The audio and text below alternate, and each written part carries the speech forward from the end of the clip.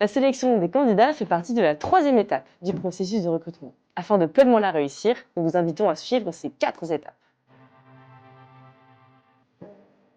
Pour présélectionner les CV, munissez-vous d'un côté de votre offre d'emploi et de votre fiche de poste, et de l'autre du CV du candidat. De cette manière, vous allez pouvoir déterminer les points concordants entre vos attendus et le profil du candidat. Le saviez-vous? Vous recevrez le plus grand nombre de candidatures dans les 15 premiers jours. C'est le moment de planifier votre entretien. Prévoyez entre 45 minutes et 1 heure et pensez à inviter les personnes qui assisteront à cet entretien. Au-delà de 2 personnes, pensez à prévenir le candidat.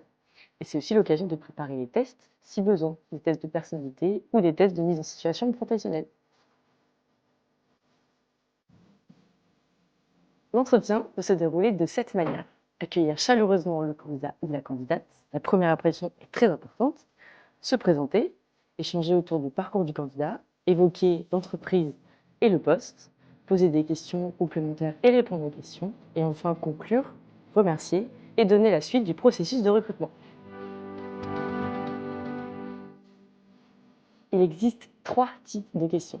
Il y a les questions sur le candidat, celles à propos de l'annonce et de l'entreprise, et les autres qui sont assez générales. Pour consulter une liste de questions, je vous invite à télécharger la fiche pratique sur Instagram. Vous serez donc amené à poser de nombreuses questions. Ne perdez pas de vue votre objectif principal. L'entretien est là pour valider les compétences d'un profil. Pour vous aider, nous vous conseillons d'établir une trame d'entretien qui serait la même pour tous les candidats.